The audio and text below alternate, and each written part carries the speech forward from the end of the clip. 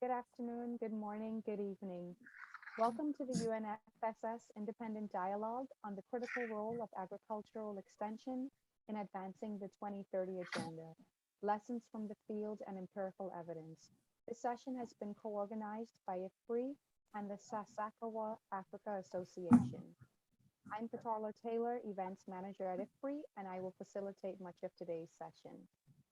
Thank you for joining this independent dialogue live, and thank you to those of you who are watching this recording. We look forward to your active participation, and what follows is just a few housekeeping remarks to set the tone for how our session will flow. I will introduce each plenary speaker in turn, at which time they will share their camera and screen, and if they have slides, they will also share those for us to see. We kindly ask that the audience members keep your microphones muted and your cameras off until we come to the breakout period. Our program is as follows. We'll have first welcome and introductory remarks, which will be followed by sharing of evidence and experience. After that, we will have an engaging panel discussion, and then it will be time for us to hear from you, our audience. We will hear from you via 3 breakout discussions. We will open the breakout rooms at that point. The session options are market-oriented agriculture, nutrition-sensitive agriculture, and sustainable agriculture. You will each see the pop-up on your screen inviting you to select one of those rooms. So please do so. And at that point, be sure to share your video and your audio. That portion of the program will not be recorded or live streamed, so you are free to have an honest, engaging discussion. We will return to the plenary following the breakout discussions, where your rapporteurs will provide highlights of the discussion to the plenary. Please note that the plenary session is being live streamed and recorded and will be posted to the IFPRI's website in the coming days. The objective of this dialogue is to come to a common understanding of how extension can contribute to the SDGs, and adapt to future needs. During this dialogue, questions including what capacities are needed, how is extension performing in these areas, how can it do better, and what should countries, funders, managers, implementers, etc. do, will be answered. It will include the viewpoints of what the SAA and IFPRI are learning as implementers and researchers respectively, what they're learning in agricultural extension, the focus of the future, and the SDGs. They will highlight the ongoing IFPRI Japan collaboration, as well as prepare for a summit side event in September by bringing recommendations from the dialogue for action.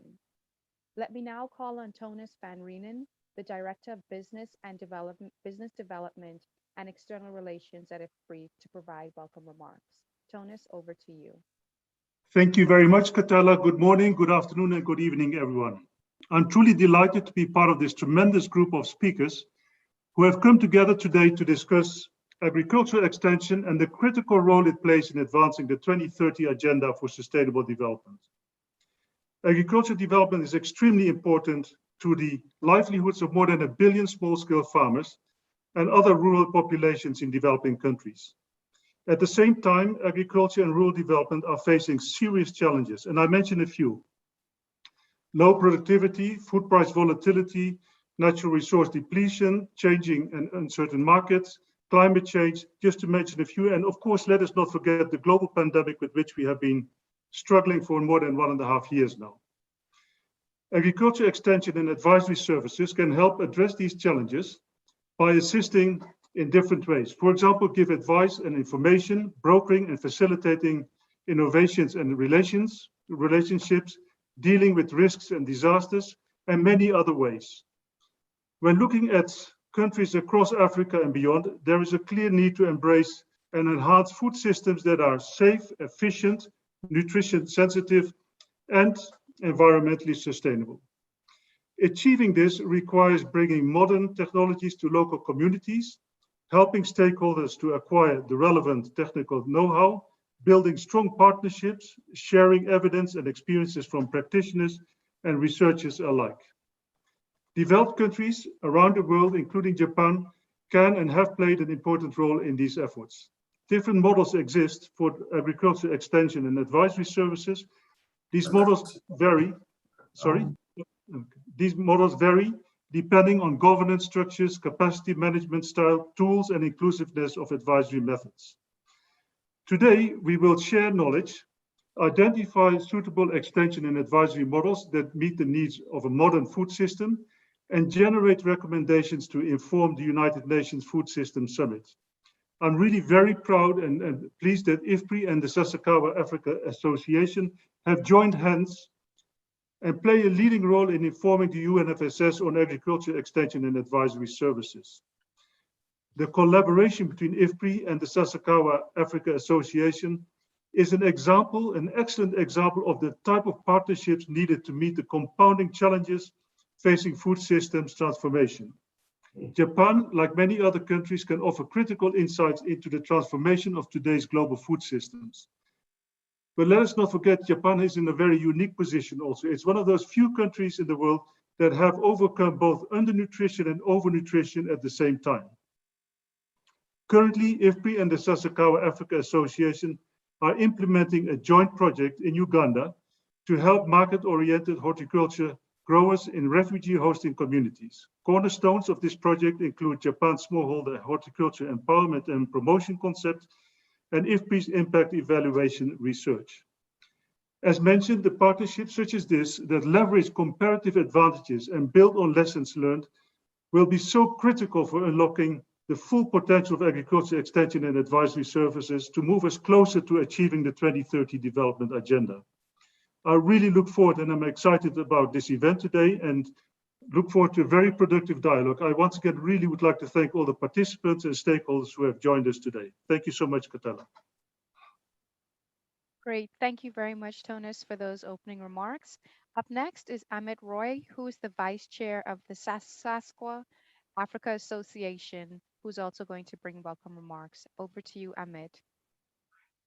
Thank you very much for this introduction. And I'm extremely delighted to be here at this event. I want to thank IFPRI and Sasakawa Africa Association for organizing this very timely event and the discussion that is going to ensue and in the breakout session.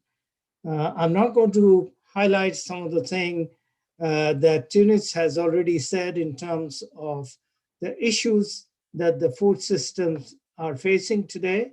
Needless to say that we do have to address several areas in the food system that needs attention. I'm going to focus particularly on the extension side. And the reason is the Sasakawa Africa Association was set up in 1986 after the devastating Ethiopian famine. It was set up by three individuals, Dr. Norman Borlaug, Ryoichi Sasakawa, and ex-president of the United States, Jimmy Carter. At the very outset, Sasakawa Africa Association program has always been in terms of getting knowledge from the research, from the field onto the farmer. So extension has been the cornerstone of Sasakawa Africa Association program for over 35 years. And these programs have had significant impact in terms of training the extraction agent through our training program and also setting up curriculum at the universities.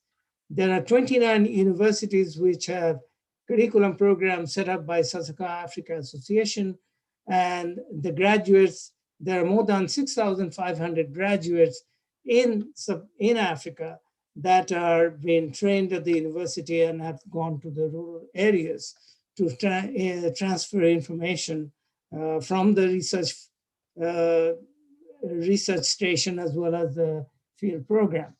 The recent studies and the report that are coming out from the UN systems, the briefs that have been produced, it clearly shows that the agriculture extension and advisory services is one of the cheapest and the least costly way of getting information to the farmer. It has a tremendous return, and it is something that is, I would say, is a weakest link in the entire value chain. There are others as well, but we see that is the simplest way of getting information to the farmer in terms of the management of their soils, in terms of nutrition, in terms of getting other services to the people who need it.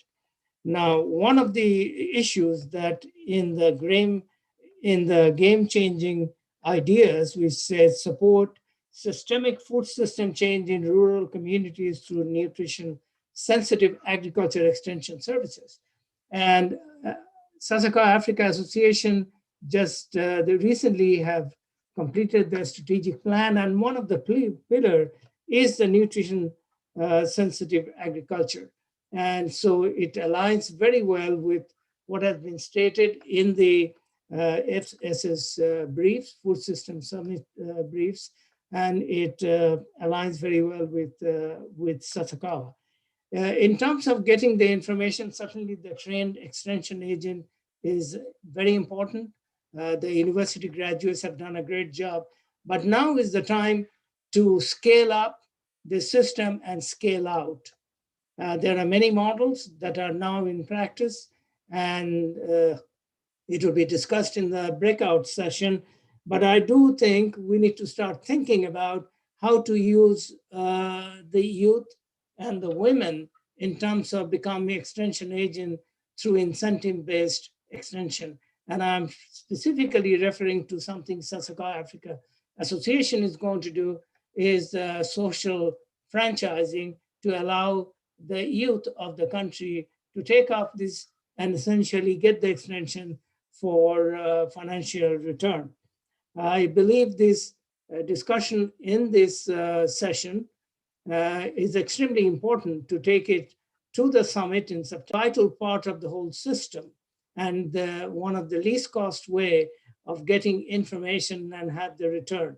So with that, I'm extremely delighted about this virtual session. Thank you to all who have joined. And I want to thank all the people who are participating in the plenary session as well as the side events. Thank you very much and welcome to the session.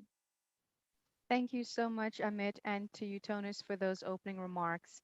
It's now my pleasure to introduce Suresh Babu, who is a Senior Research Fellow and the Head of Capacity Strengthening at IFPRI, who will now introduce and facilitate the next portion of our program. Suresh, over to you.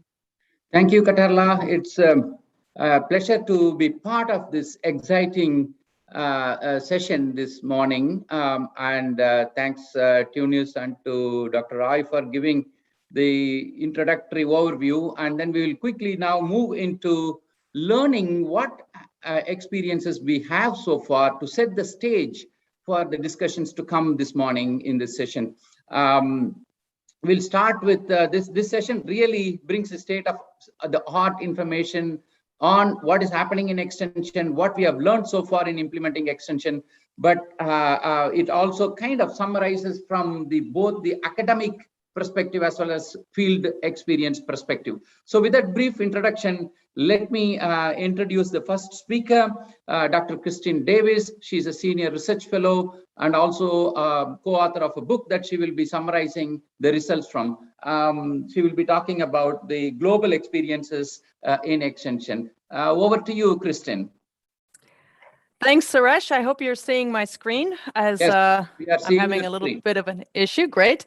Welcome, everyone, and thanks so much for joining us today. I was just going to present a little bit of the book that IFPRI published last year on agricultural extension, the global status and the performance in some selected countries.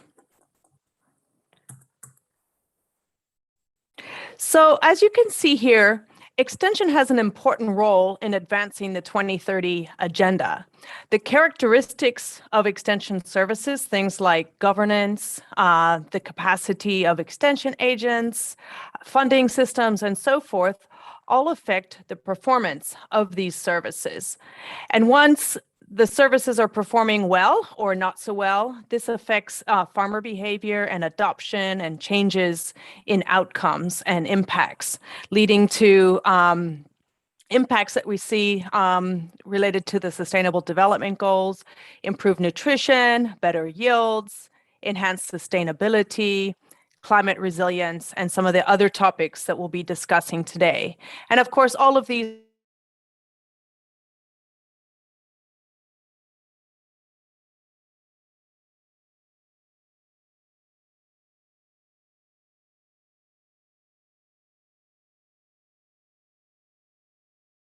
Katarlah, we have to look at the global situation of extension. So this book fills a couple of gaps. It updates any global surveys of extension. The last one before the 2012 survey that we present in the book was done back in the early 1980s. And we do comparisons of the different surveys that have happened over the years. We also look at performance and impact in 5 different country cases: Brazil, the Democratic Republic of the Congo, Ethiopia, Malawi, and Uganda. And then, of course, we provide some lessons learned and policy recommendations. This book is available for download from the IFPRI website if you haven't seen it and want to learn more. But I wanted to specifically focus on climate change, sustainability, nutrition, and also some of the market issues. What we found as we put the book together and reviewed global and national extension systems was that topics like climate change and nutrition were not mainstreamed. They were mostly in special projects, maybe at a pilot level. They weren't mainstreamed in entire countries for the most part. We also saw that incorporation of nutrition issues in extension was really only at the discussion stage or at very high level stage, such as in the Caucasus and Central Asia. In the Democratic Republic of the Congo, we saw that extension staff were really not trained in nutrition, and that's pretty much the case in most countries. We did see from the global survey that actually from the private sector, they said that almost a quarter of their work was spent working with rural women on nutrition and hygiene and topics like that.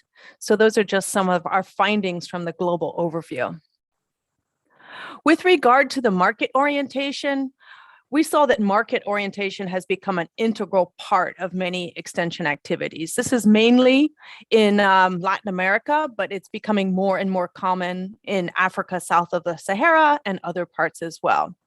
But we really see a split of the clientele. So we have the more commercial farmers and then the more resource poor farmers. And this has a lot of implications for the capacities, the methods that you're going to use, the extension services that are actually going to reach them. So we have to think about that when we're thinking of market-oriented extension.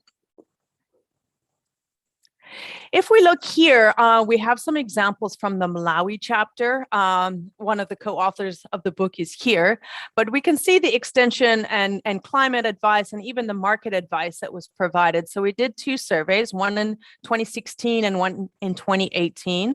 And we said, how often have you had this type of advice in the last 2 years? And how often have you had this type of advice in the last 12 months? So you can see here, for instance, on the nutrition side, that they're receiving maybe 48% are getting advice on nutrition. And then it was lower, 27% in the last 12 months.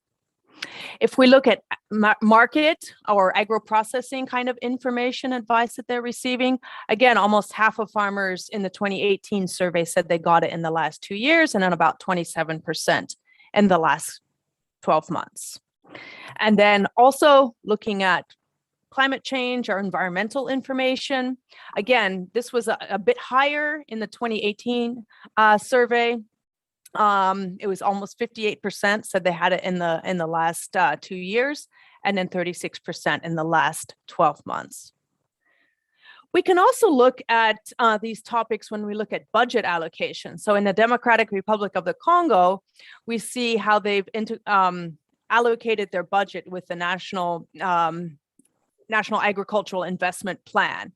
And we can see here food and nutrition security only at 6% of all the sub-programs, and climate change adaptation was even lower at just 3% of all the budget going to that. So that gives us a bit of idea of these priorities in the different countries. Moving to Ethiopia, we look at how development agents or extension staff promoted practices or how the topics are requested by farmers. So here at the bottom, we can see the climate smart practices being promoted by a certain number of the extension agents, 85%, and it being requested by farmers at 53%. And then the other one, sorry, I'm trying to see my screen, market linkages was being promoted at a lower amount than all the other types of technologies and practices by the development agents, but it was a bit higher requested by the farmers at almost 60%. And then finally, in Uganda, we can look at the different types of extension services and what types of services or advice or practices they're getting advice on from government, input suppliers, NGOs or non-governmental organizations, cooperatives, and large-scale farmers. So again, we see here on ag production, the government is providing a lot of this advice at 95%. But when we move to marketing and crops and livestock marketing information, the government share goes lower, but NGOs go higher, which shows a bit of the complementarity between the different types of extension providers, as we see in a pluralistic system like Uganda. Just to really quickly end here and conclude, as Tonis mentioned, there's so many issues that we face in agriculture today and in extension today. There's the issue of climate change that we need to provide advice on. We're trying to digitalize extension and advisory services and agriculture in general. We have health and nutrition goals. We have inclusion goals, trying to include women and youth, for instance, or other marginalized people. We're trying to transform whole systems. And we're trying to instill resilience among smallholder farmers. What this means for extension staff around the world is, while technical skills are important, we have to really see their role as a problem solver and a facilitator of services. And in fact, in the book, we talked about the need for the policy environment to really strengthen the capacity of extension systems to meet these goals and so forth. And so, but in conclusion, I just wanted to say that it's really important that we educate, provide the capacities, the skills, the attitudes for the extension staff so that they can support small-scale farmers. And I think this is a really important topic as we're moving into the small group discussions to think about how do we instill those capacities on the technical side, but also these functional skills for problem solving, facilitating, brokering linkages, and so forth. Thanks, Suresh. Thank you, Kristen. That was a wonderful summary of the book. Like Kristen said, please get on the IFPRI website. If you need a copy of the book, it's freely available. Now let's move on to next presenter in this session. Mel Oluk will be presenting the experience of Sassakawa Africa Association. Mel is the regional director of Sassakawa Africa Association. Mel, I turn it over to you now.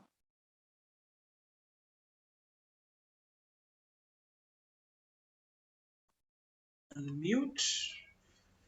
Thank you very much, Suresh.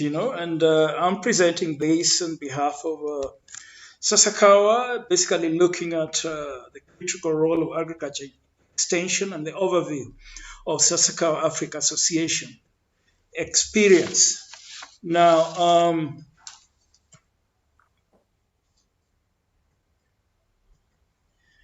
I hope. Okay. The Sassakawa Africa Association was founded by these three gentlemen in 1986. Basically, Dr. Norman Borlaug, the Nobel laureate, Roichi Sasakawa, who is the chairman or the founder of Nippon Foundation, and former president of the United States, Jimmy Carter. Now, the most important issue here is that they came together after the problem at the Horn of Africa, where we had this big famine, which basically killed almost 1 million people. And they came together to try to find a more sustainable solution to African food systems challenges, coming up with a mantra of take it to the farmer. So Sassakawa is an association which basically focuses on agriculture extension and advisory services with the sole aim of taking technologies which already exist and ensuring that we take it to the farm at the grassroots level so they can be utilized. We've worked basically for the since 1986 in 16 countries in Africa.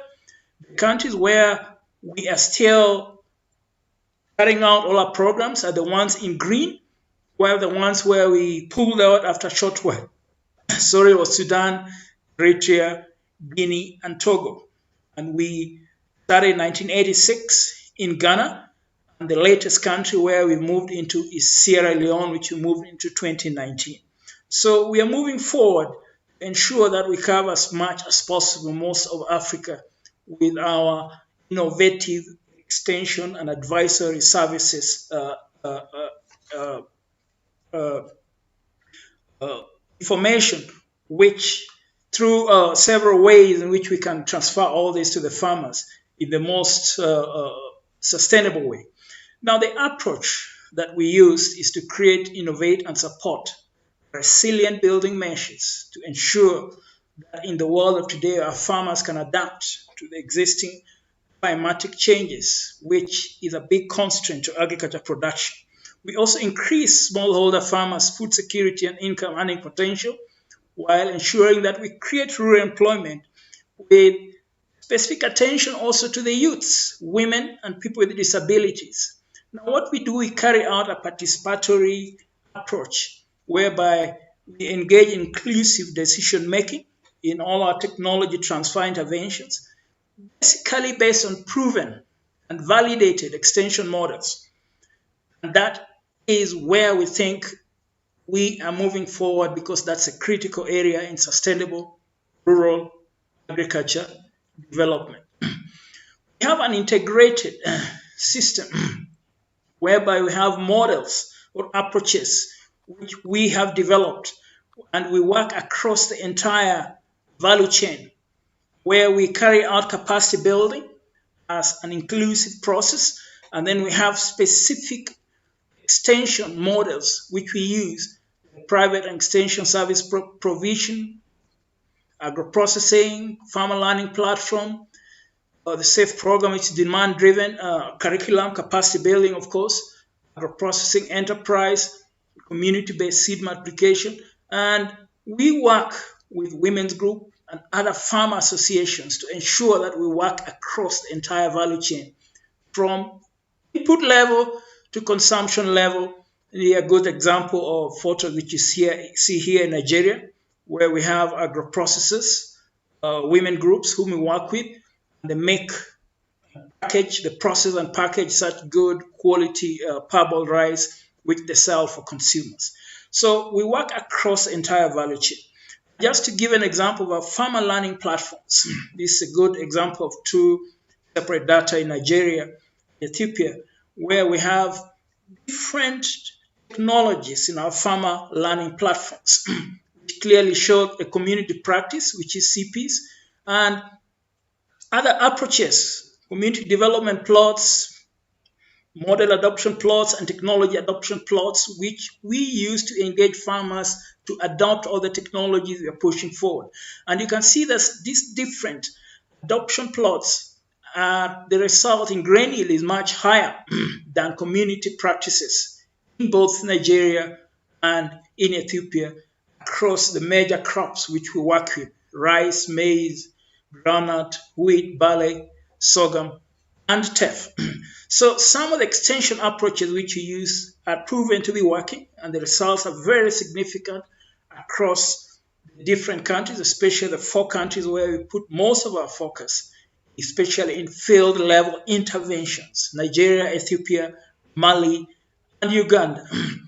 Here's a good example of just an impact statement of average yield increase between 2012 to 2017 in Ethiopia, Mali, Nigeria, and Uganda, where we've been able to increase the yield of specific mandate crops which we work with from 36% in Ethiopia to 90% in Nigeria across the board, which shows that what we are doing is validated, is working effectively to ensure that our farmers adopt all these approaches.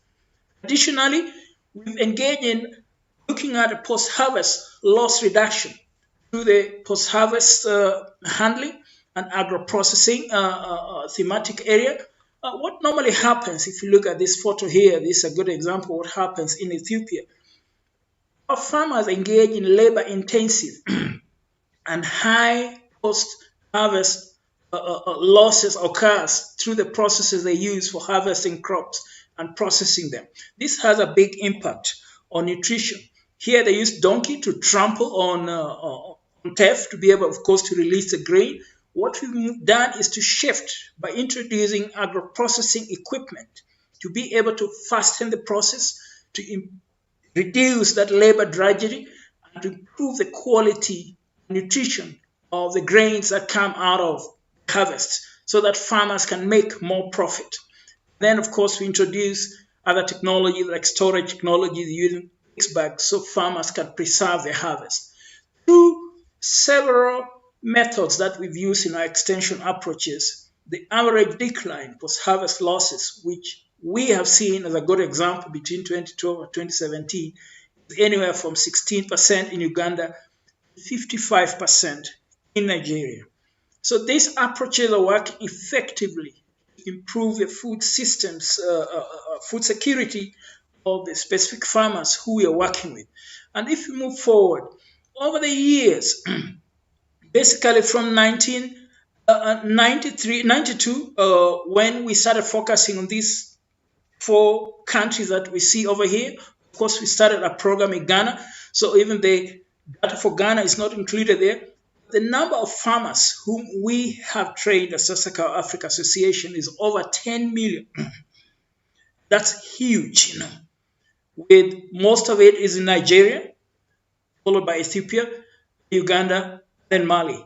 Don't forget that we have the other countries, which if we put together, it's a huge number on how many farmers have been able to train from during that time in 1992 to 2019. And if we add the data for 2020, it will be much higher than this. Now we engage in several training approaches to ensure that our farmers get the benefits of all these technologies which exist on the shelf, and we validate them, we take it to the farmer through those approaches or models that I just mentioned, cutting-edge models, which we present to farmers as a basket across the entire agriculture value chain so that they can use approaches which they think is best and fits well within their socioeconomic conditions, fits well within their agroecological zones, and fits well within their community-specific typologies and farmer typologies. So we look at all this across the entire spectrum to ensure that the training which we offer is need-based and tailored to solve specific problems within each particular community, each particular region, each particular district, so that we can enhance the adoption process. And we've seen that increasing exponentially. Through our Human Resource Development Program, which is a Sasakawa Africa Fund for Extension Education, now integrated into the entire program of Sasakawa Africa Association. This program was started in 1993 to equip agriculture extension agents in 11 countries, which we've been working, this from Benin, Burkina Faso, Ethiopia, Ghana, Malawi, Mali, Mozambique, Nigeria, Sierra Leone, Tanzania, and Uganda. These are mid-career extension agents which are already employed by the Ministry of Agriculture, and we equip them with skills by improving their capacity so that we get them, we train them, we help train them to a bachelor's degree level. Some goes on, we train them to master's and even PhD, where we offer some scholarships. We've been working with, right now, it's increased, it was 29 until recently, right now it's 30 universities in 11 countries in Africa to train agriculture extension personnel across the entire value chain through tailored programs in agriculture extension, which ensures that graduates who come out of these universities are equipped with the right skills, which will solve all the needs of specific regions and communities in every country where we work in. And since 1993, As you can see here, 6,909 graduates have graduated from this SAFE program, while 2,156 are currently enrolled in all these universities and are taking this special course on agriculture extension to ensure that they are equipped with the skills that is needed in the changing world, especially to be able to allow them to adapt with existing climate change. And introduce the nutrition aspects now in the curriculum, these universities, and also to ensure that markets is adequately addressed so that farmers are completely linked to the markets. So they produce for markets and not only for food security anymore. We've had significant impacts. This is a good example of Ethiopia. Well, this general data, which basically shows that the production in tons, as you can see here, has been going up since 1993 in Ethiopia. And at the same time, this is for cereals. The yield in tons has also been going up concurrently with the increase in production, while the area harvested, you can see, is almost constant right below here. And this basically shows us that we've been having an increase in productivity in all these farms in which farmers engage in producing different crops. And this gives us some confidence that some of the interventions that we have had is having an impact. This data is general data. Of course, there's an aspect which is attributed to Sasakawa Africa Association.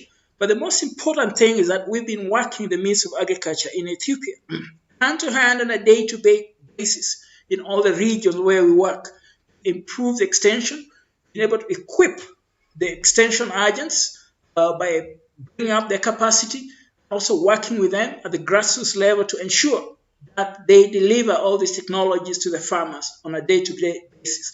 And such data gives us confidence that we are seeing that gain, that increase that we need, that impact that we need. It's making a difference. Some of the examples that between that particular period, these are just highlights. Poverty reduction, for instance, in certain intervention areas where Sassakawa works, was reduced from 48 to 14%. At the same time, food security, if you go down there, in the households where we had our interventions, food security was increased from 33% to 54% in intervention areas. Average increase in household income increased in Uganda by $400 per household, and in Nigeria by $760 per household. And this is reflected in other countries where we've had our interventions. And this kind of impacts give us the confidence that the grassroots efforts that we're making, working hand to hand and working hand to hand with farmers, using participatory extension approaches, working to improve adoption, improve livelihoods and income of farmers in different categories. As we've seen these impacts, which are very clear in all the countries where we're working and in areas where we have our specific interventions, we are retooling our efforts as Sasakawa Africa Association, and we have a new strategic plan to even focus more on certain areas which can increase productivity to ensure that we address niche specific areas which can make a difference. And some of those is to move more and put a lot of focus in regenerative agriculture by bringing in aspects of integrated soil fertility management, conservation agriculture, make it sustainable intensification to increase crop productivity and to enhance food security, and to integrate all this through improved market-oriented agriculture. We've been working in that area. We're going to put more efforts, more resources, ensure that farmers grow for the market so that they think differently from the way they've been carrying out, farming. It's going to be more farming as a business enterprise.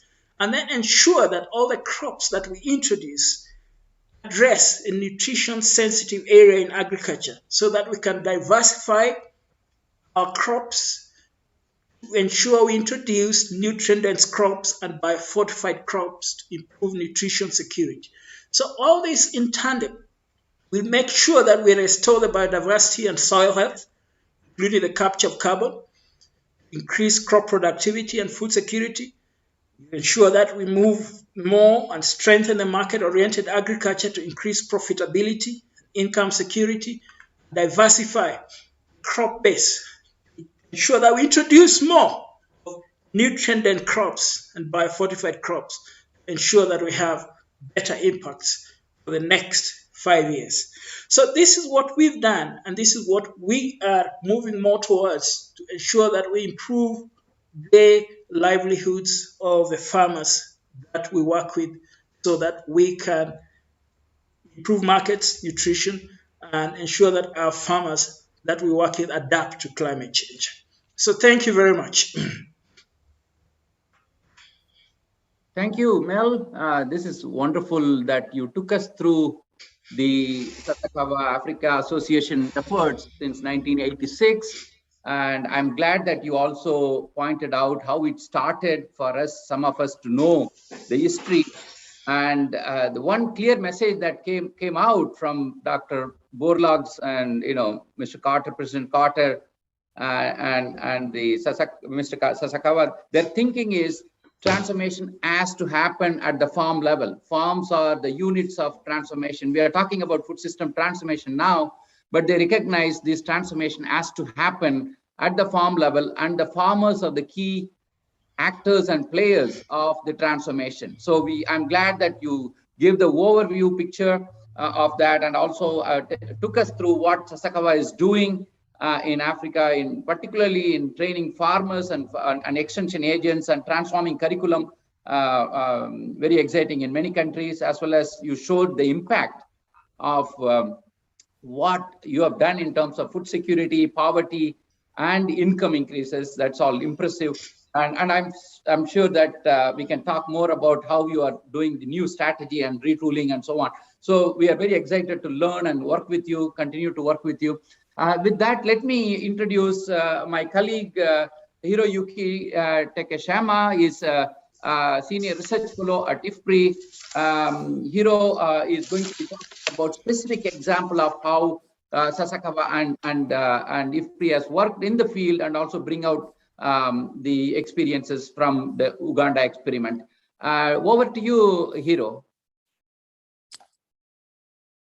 Yes, thank you very much, Suresh. Can you see my slide? Yes, I can, and we can see the screen. Go ahead. Okay, great. Thank you very much. Yes, building on the two excellent presentations, I would like to talk very briefly about our ongoing IFPRI Sasakawa Africa Association project in Uganda. This is an ongoing project, so not much evidence has been generated yet, but this is more a forward-looking presentation, and we looked forward to feedback from the participants. This project is titled Introducing Market-Oriented Horticulture Farming in Refugee Hosting Areas of Uganda, and aimed at building resilience against future emergency. So this photo is taken from one of the areas that IFPRI and Sasakawa team visited in northern Uganda back in May. So this is the kind of environment where farmers exchange vegetable and horticultural crops and link these to producers.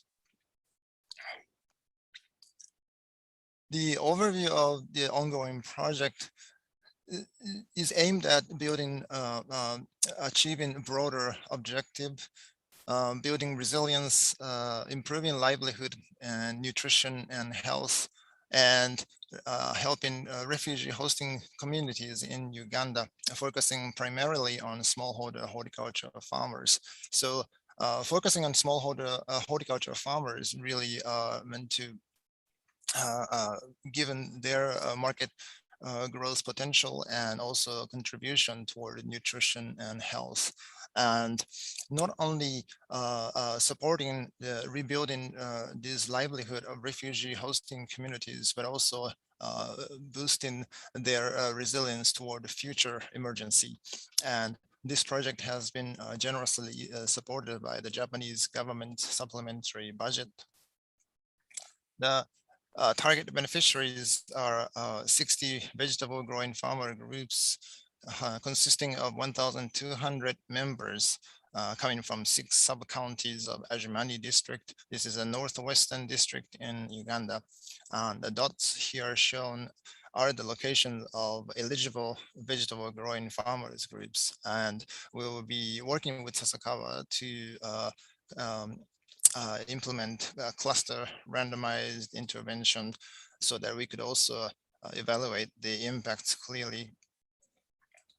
The overall goal of this intervention is to transform farmers by changing their mindset and stimulating the market incentives, and combined with Sasakawa's expertise in providing appropriate extension methods to train farmers, so through lead farmer models and village agents model, as well as providing support extension knowledge on production methods, and also providing appropriate inputs and helping network building with the input dealers and other players, all of which have, where Sasakawa's model has strength and comparative advantage. And transforming farmers' mindset on market incentive. This is also inspired by SHEP type concept. SHEP is the smallholder horticulture enhancement, empowerment and promotion concept, which was originally developed by Japan and has been successfully applied across various African countries. And all these interventions we expect to achieve farmer empowerment. And IFPRI's role is not just to evaluate the impact, but also looking at an impact in more detail and generate more informative evidence.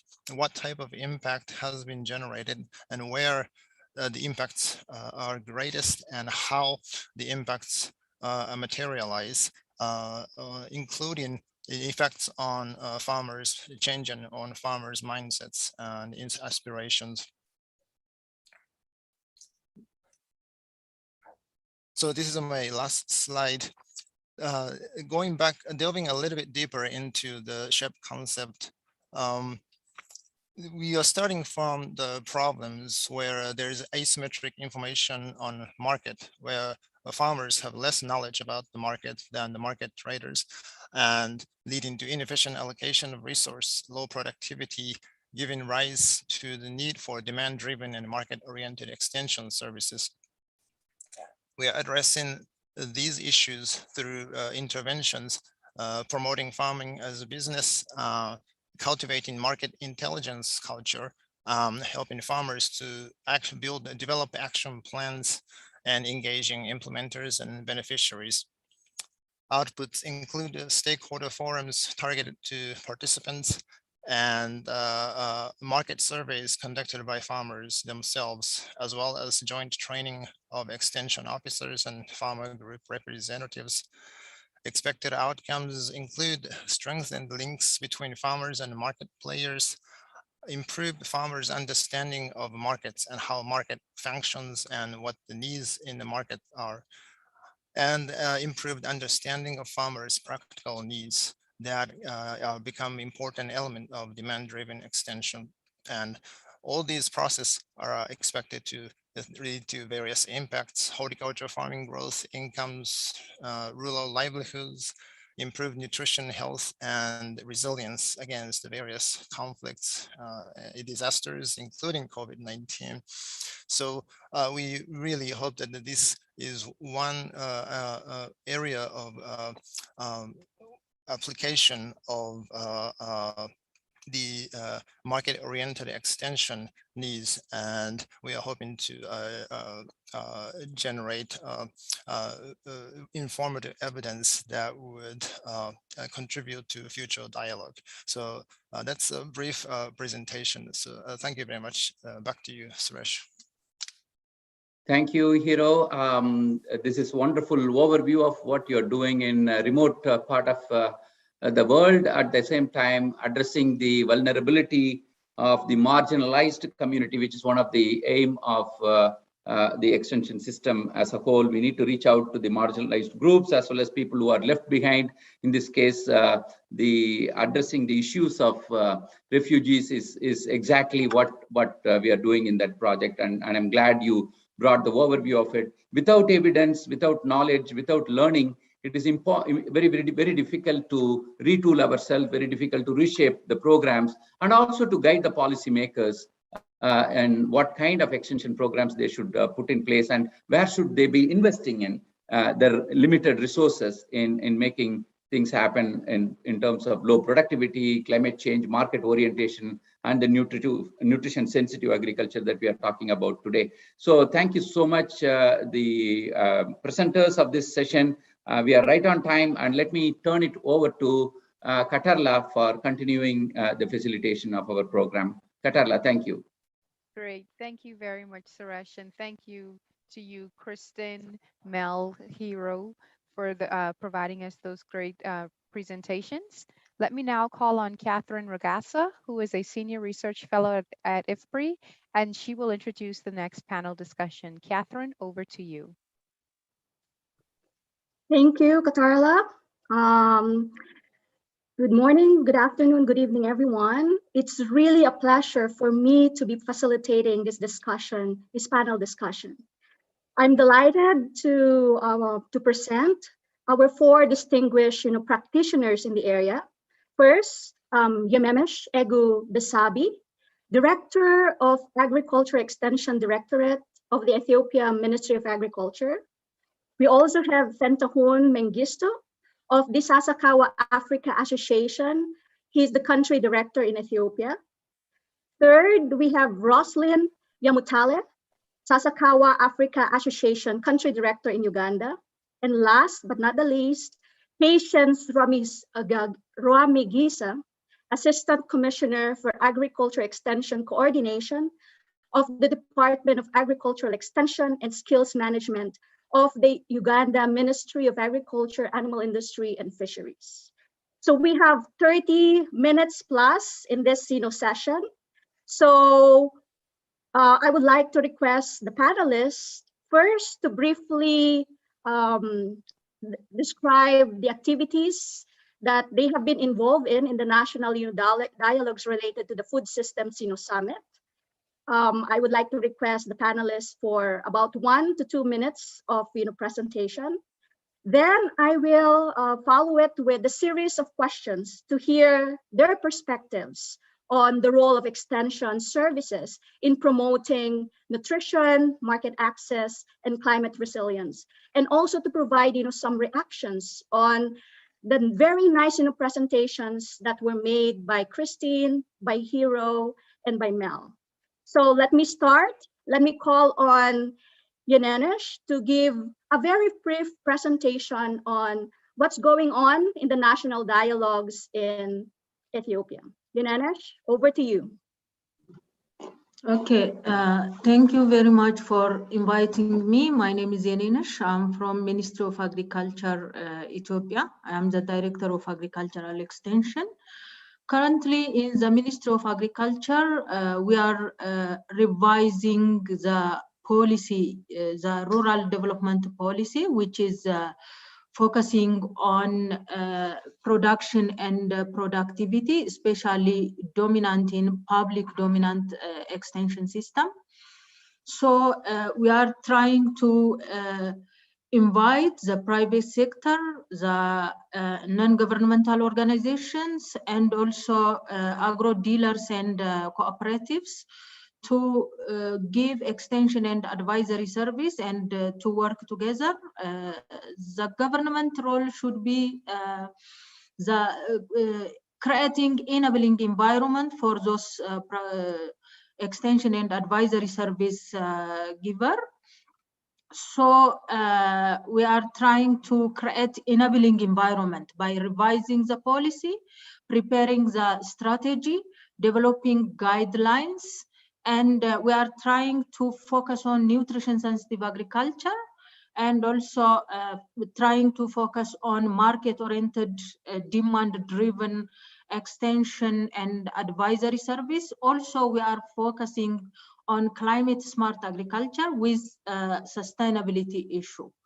So the government of Ethiopia, especially the Ministry of Agriculture, now very committed to bring pluralistic extension and advisory service to give demand-driven extension and advisory service for our farmers. Thank you so much. Rosalyn, you're next for your description on the national dialogues going on in Uganda. If you can put your video so that the audience can also see your face, that would be nice. Rosalyn, over to you. Thank you. Thank you. Good morning, good evening, good afternoon. Once again, I'm Rosalyn Nyamtale, the country director for Sassakawa Africa Association. As the nation, if I can give just a very brief background, we are working with 41 million people.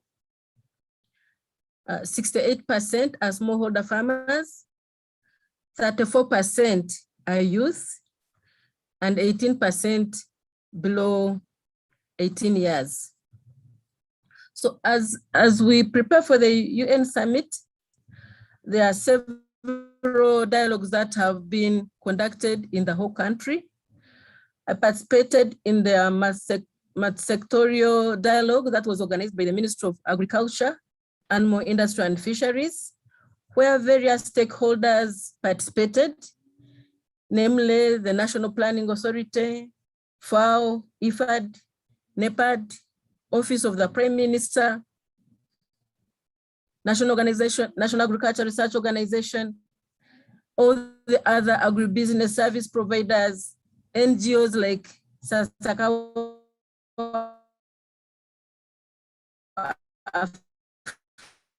Africa Association. And the focus was on what can we do differently to change the smallholder farmers from subsistence to commercial oriented, but also to be food secure and nutrition secure. And what are the critical issues to be addressed, how to achieve them, and also demonstrate success. So one of the key areas that came up for focus was to improve the market.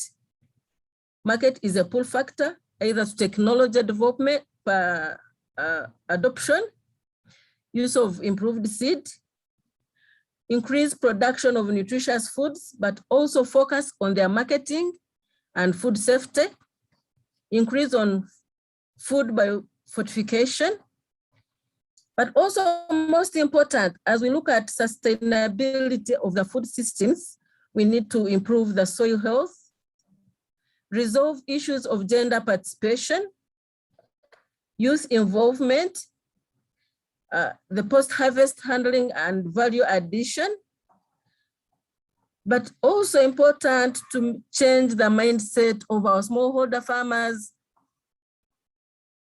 from the subsistence to agriculture to market-oriented production. And also to do this, we need to look at the labor-saving technologies. Therefore, we need to look at mechanization, both for production and the post-harvest. But now, most important also, improve the extension service delivery and improve the funding to the sector. We know that extension service plays a big role, and we don't have to keep giving lip service, agriculture as the mainstay of the country.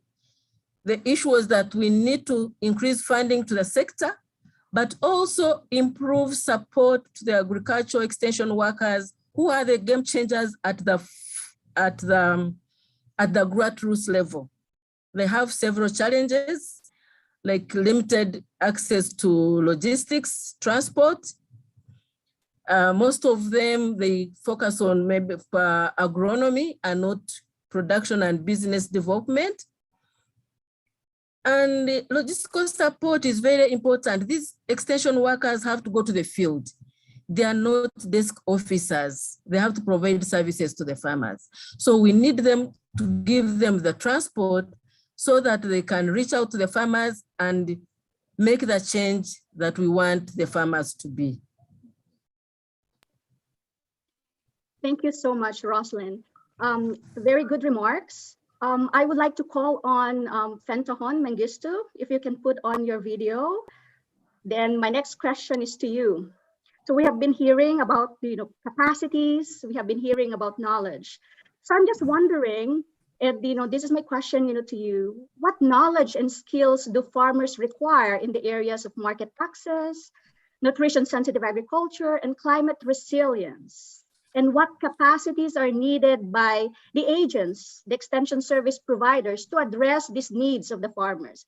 How different is it now that we are talking about these issues than how we are developing or delivering extension services in the past? So your perspectives on this, Fentahon, that would be great. Over to you. Thank you very much, Catherine. Hello, everyone. I am fresh from participating in the Ethiopian National Summit and position paper, which prioritized 22 game-changing solutions that are grouped under 6 clusters in line with food systems pillars and SDGs. Out of this, the 6 clusters were about nutrition, about integrated policy, like land policy, and most importantly, agricultural technologies, innovation and agricultural input supplies, access to markets, and managing risks and protecting the poor. I see today's discussion is actually in line with this and a subset of that. Coming to your question of what knowledge and skills do farmers require related to market, nutrition, and climate resilience. First of all, we need to actually see where are the farmers now, especially when we see in terms of market. Currently, the majority of the farmers are subsistence farmers. They are not aware of the market, do not produce based on the cost-benefit analysis. They don't know which marketplace. They don't know which market to sell before they produce. They are not linked to the markets. There is lack of information, market information. Because of that, there is fluctuation of production, and farmers are dragged actually where the prices pull them. Therefore, the farmers need to have a behavioral changing education and training on market-oriented production, entrepreneurial skills, and on how to grow to sell based on comparative advantage. They need to produce on demands, product quality and standards, product safety, market information, and as well, they need also actually production skills. Technical skills are equally important. Coming to nutrition, basically most farmers, so go for food rather than nutrition. Even the most nutritious foods are being marketed rather than used for their own families. So in terms of nutrition, the first important point is actually to instill knowledge on the nexus between food and nutrition and relation related to health. And we need also to teach them, to train them to improve agrobiodiversity, let alone nutrient-dense crops, having the pulses, the legumes in the cropping system itself assures the farmers actually a lot on improving their nutrition. So we need to skill them on agrobiodiversity. We need to teach them on nutritious and healthy commodities. We need to tell them train them about food safety, food preparation. Dietary diversity is a concept itself. And most importantly, food and nutrition is actually that of cultural issue. In Ethiopia, most farmers are actually grain-based, especially in the northern and southern part of the country. So the dietary custom, most foods, very important, the nutritious foods are not being eaten by the farmers and by the public at large. So we need also actually to work on their dietary customs. And the third one is on climate resilience. Of course, farmers need knowledge and skills. First of all, on the changing climates, on the climate variability itself, they need to be taught about that at any time to anticipate and prepare for any climate variability and change, and how to combat it, and actually also recover when they face climate disasters. They need to have information on weather advisory services.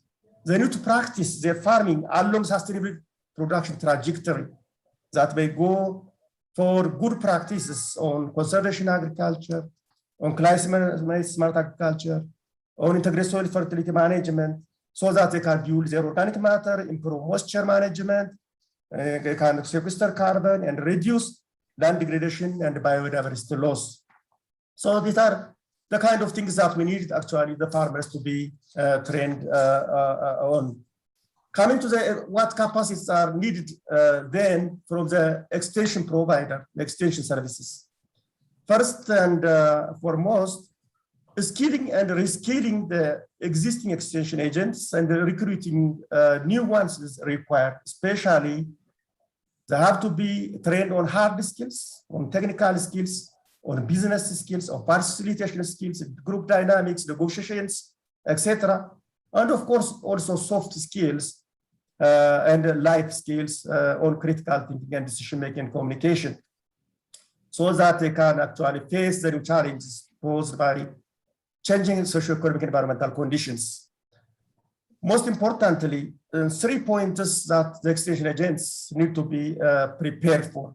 One is on broader perspectives and emerging challenges as well as desired outcomes. As it stands now, the extension agents are trained on production aspects mainly, on dealing with the upstream of the value chain, with less emphasis to the other part of the chain. They are not putting food system outcomes as outcomes, food and nutrition security, environment, nutrition, all have not been much addressed. So we need actually to reskill them on this. So they need to have actually knowledge and skills on planning and working with multitude of actors and operating in multidisciplinary settings. They need to actually shift from heavily focusing on upstream end to across the value chain. They need to actually also be able to handle not only single value chains, also a multitude of value chains at a time. They need to deal with more beneficiaries than they are doing now. They need to balance between short and longer term strategies, between trade-offs and synergies. And most importantly, they need to have the capacity actually to work with emerging educated youth. The youth are coming to agriculture. Our farmers are aging. The youth have different demands. So we need to have actually extension agents to address this one. And again, AS should have the capacity to operate in a changing agricultural environment. Currently, the factors of production are changing. The labor, land, water are becoming scarce. So how are we going to operate actually under this environment? So they need to be trained on this. As I said earlier, they need to be trained on farming as a business by teaching farmers as a business, facilitating market linkage, providing market intelligence, etc., and etc. And finally, what I think is they need to be actually digitally native. The time is an ICT era. So the extension agents need to be really aware of and equipped with digital extension and advisory services. So they need to have actually digital literacy across the spectrum. Thank you very much. Thank you so much. That's really providing a comprehensive list of the emerging topics and also the knowledge that are required by farmers and also the capacities required by the extension agents. Thank you so much. Patience, my next question is for you. If you can put on your video, please. And based on the emerging topics and the capacities that was highlighted by Pentagon, can you provide us, some from your experience and from your perspective in Uganda, how is the extension system addressing this knowledge needs and capacity needs of extension service providers? So a 1 or 2 minute overview would be great, Patience. And please put on your video, please. Thank you very much. I hope you can see me. Yes, we can see you. Go ahead. Yes, good morning, good afternoon, good evening, everybody. We have just, of course, emerged out of the National Food Dialogue.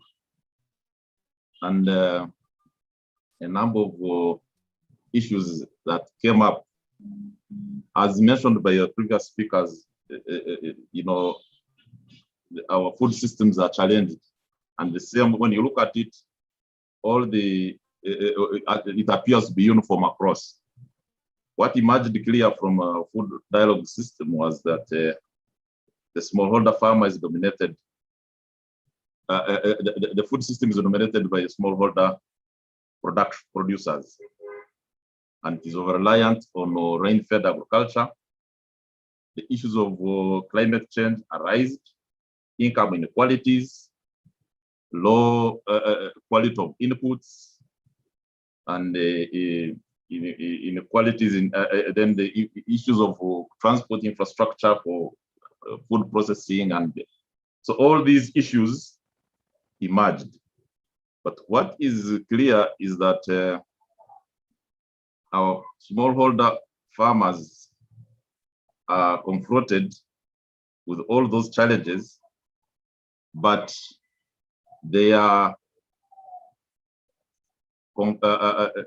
in all those, when you look at all those myriad of challenges of the smallholder farmers, that is market failures, access to credit limited, the produce organizations are weak, they are using outdated production tools, the climate change. So all these now get them entangled in the market forces and climate change variabilities.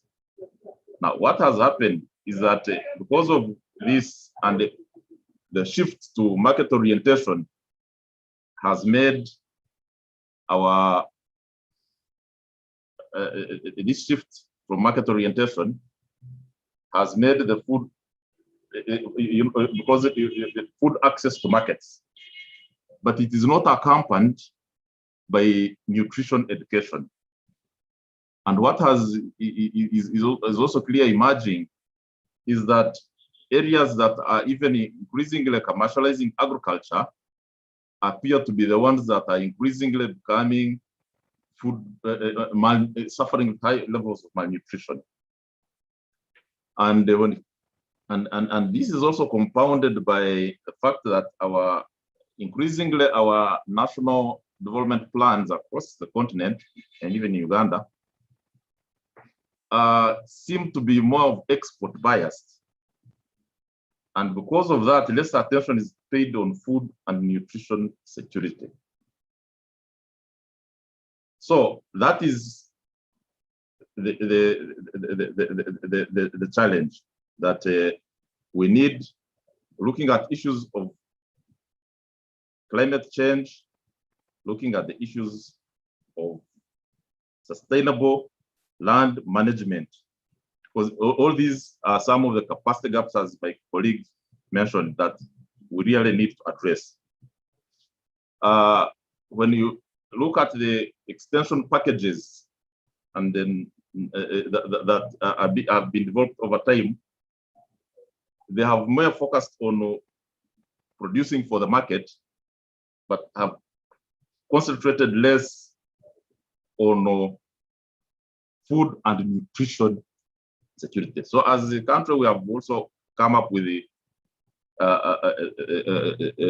we have been able to work with the partners to develop materials for food security and nutrition to accompany these extension packages so that we are able to address the issues holistically.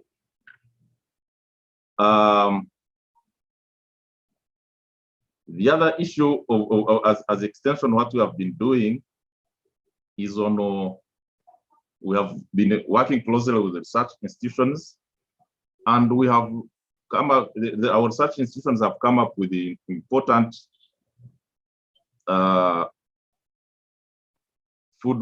climate smart varieties like the sorghum, finger millet, the green gram, iron-rich beans, orange fresh potatoes.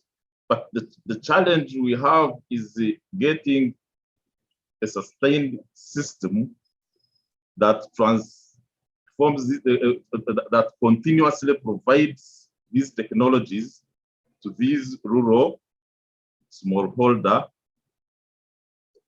farmers. So you'll find that most of the interventions that we take are normally in pilot. And there are so many pilots that take place to the extent that you find that after the pilot has ended, there's no continuity.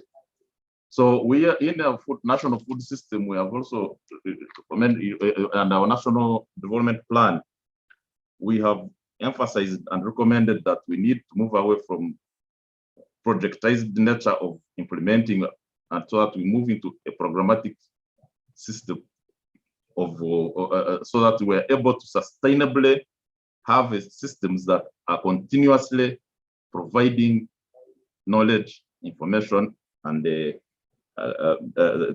the communities. The other aspect which we looked at was on the issue of post-harvest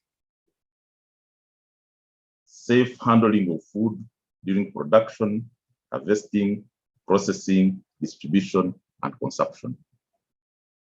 And as well as the issue of social and behavioral change, because what we observed also is that the feeding and caring practices have also been changing, as well as the dietary quantities and quality, affecting the nutrition levels of our communities. So in summary, that is what I can summarize from Uganda. And thank you very much. Thank you, Patience. Yunenesh, my next question is to you. We've heard from Patience, we have heard from Christine, that there are these pockets of successes. Sassakawa and other organizations have been successfully implementing several of these approaches in several countries. What do you think is needed so that we can mainstream, we can accelerate and scale up these pockets of successes in the countries and the regions that we work on? Over to you, Yunenesh, for your brief 1-minute perspective. Thank you. Okay, thank you very much for this question. As an approach, currently we are trying to implement agricultural commercialization cluster, which is related with marketing and market production. For that, we are trying to clustering our farmers together, and we are giving input and capacity building training for producing strategic commodities.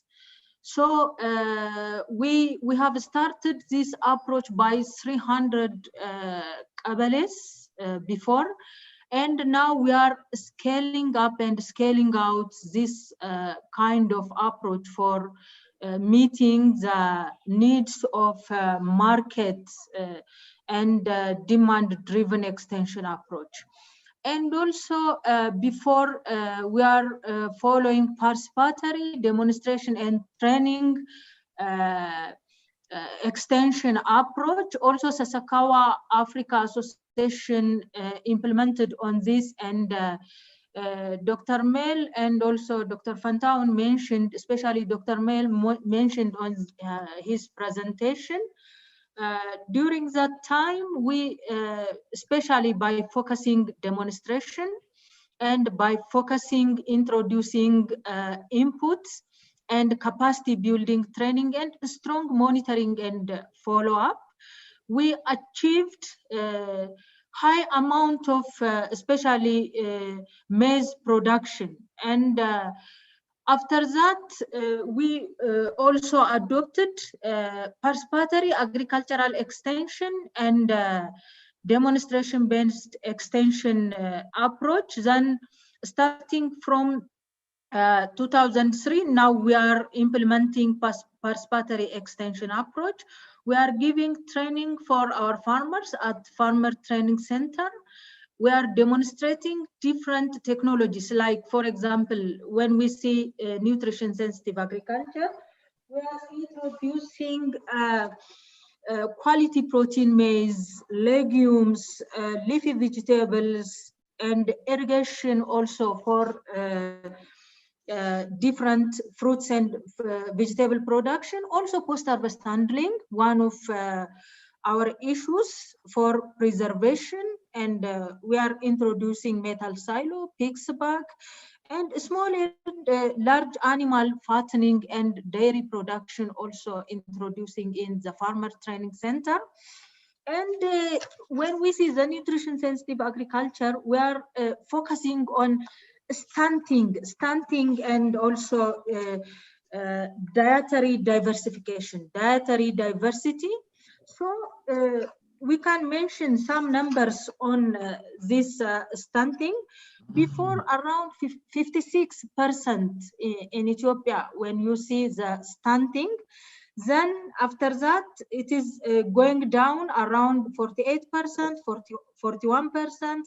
Now, nationally, around 2019, studies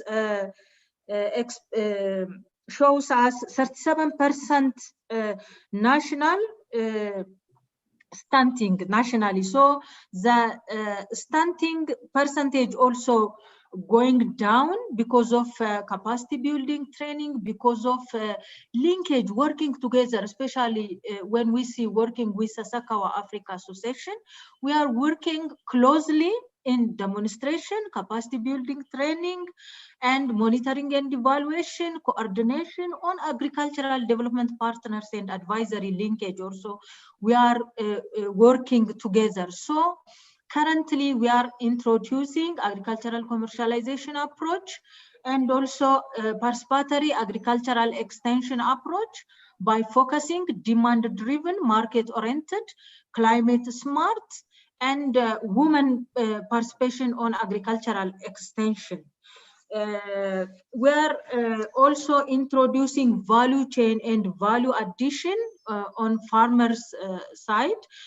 Some crops, for example, when we produce more potato, it needs to introduce value addition and value chain. We have to give training for value chain actors. At the same time, we are introducing value addition and preservation kind of technology. Thank you.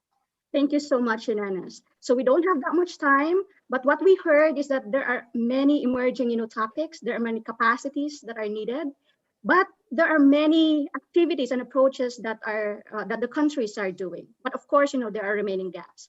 So as a thing, I would like to call on each of the panelists again for their closing remarks, 30 seconds each. So please be very brief. and just mention 1 or 2 priority actions that the country's managers and implementers should do to improve extension on these areas of nutrition, climate resilience, and market. Over to you, Patience.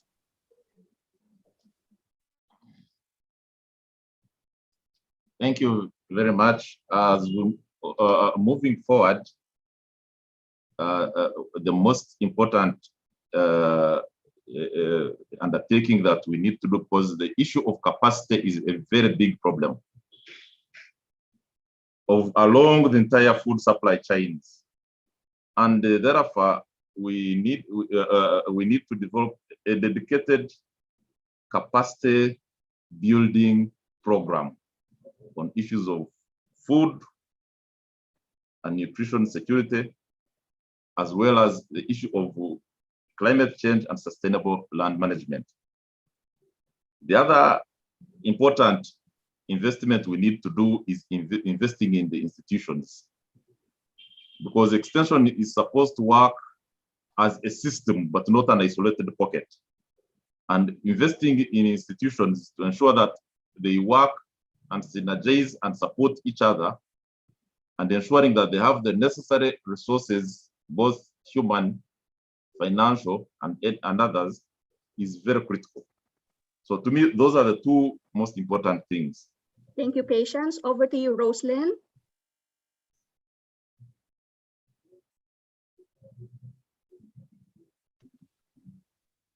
Rosalyn, while waiting for Rosalyn, Pentahon, you're next. 30 seconds, please.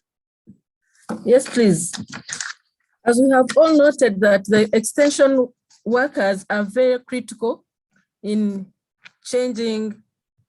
transforming agriculture in Uganda. And one of the challenges that we have is limited farmer access to information and extension services. Currently in Uganda, the ratio is 1 extension worker to 1,800 farmers. You can imagine how long it would take for 1 extension worker to cover all the farmers and farming households. We therefore need to look at other strategies of providing information to the farmers. We need to digitalize our extension services. Use of e-extension in delivery of advisory services, but also use of e-platforms for input and output marketing, so that the farmers can mobilize their resources and order their inputs online and they're delivered, but also they can market online.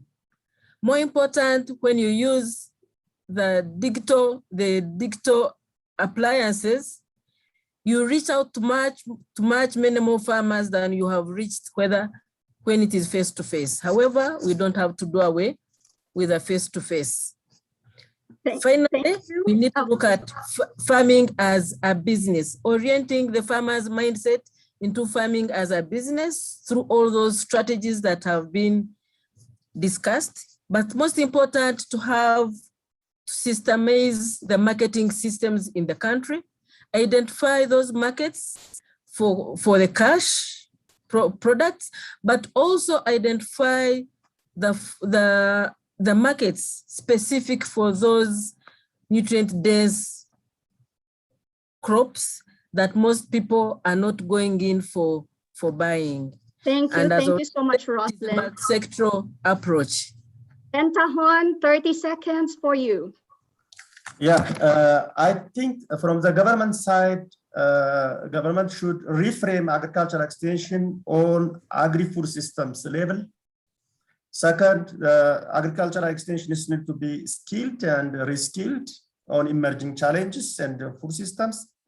The third one is the research system has to be strengthened, and interface and coordination should be created with the extension system. And finally, from the donor side, donors should be able to, and development partners should also fund other than global commodities to indigenous commodities and indigenous, local food systems, and on a long-term basis than the current short-term basis. Thank you very much. Thank you so much for our distinguished panelists. That's the end of our session. I'm sure we will continue these perspectives and discussions in the small group. So with that, I turn over to Katarlah. Great. Thank you so much, Catherine. And thank you to all of you that just participated in our panel discussion for providing your varying perspectives on Extension's role in sustainability, nutrition, and markets. As Catherine noted, we are now at the small group discussion program portion of the program. So if you take a look at your screen, you should see that the breakout rooms have opened up. You can please go ahead and join any of the three rooms: sustainable agriculture, market-oriented agriculture, and nutrition-sensitive agriculture. There will be facilitators in each of these rooms, and this is the moment for you to turn on your cameras and your microphones and really engage in a robust discussion. This portion of the program is not recorded, nor will it be live streamed, so you are free to have as in-depth discussions as you are willing to. We will close the breakout rooms in about 30 minutes and report back to plenary, where we will hear from the rapporteurs some highlights from your sessions. So please go ahead and join the breakout rooms. If you don't see them, please do check at the bottom of your screen. Again, those rooms are sustainable agriculture, market-oriented agriculture, and nutrition-sensitive agriculture. So please go ahead and select a room.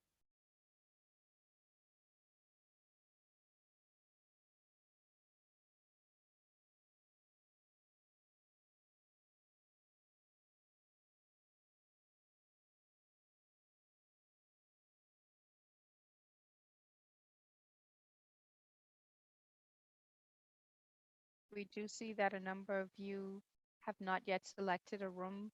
Please, if you're having trouble, please put it in the chat box. Otherwise, look at the bottom of your screen and just choose a room from the following options: market-oriented agriculture, nutrition-sensitive agriculture, and sustainable agriculture.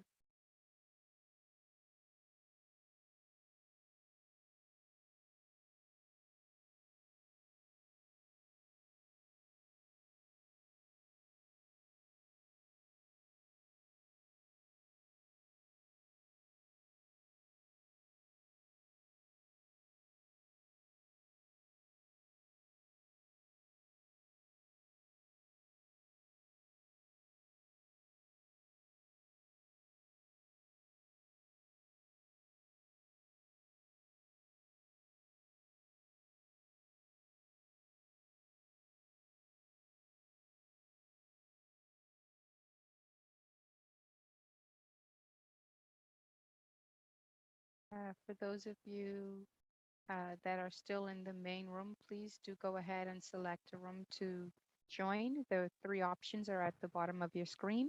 You go ahead and just join those rooms. We'll give you about another minute or so to join a room, and if not, we'll just assign you to one of the rooms available. So please do use this time to select a room. Thank you.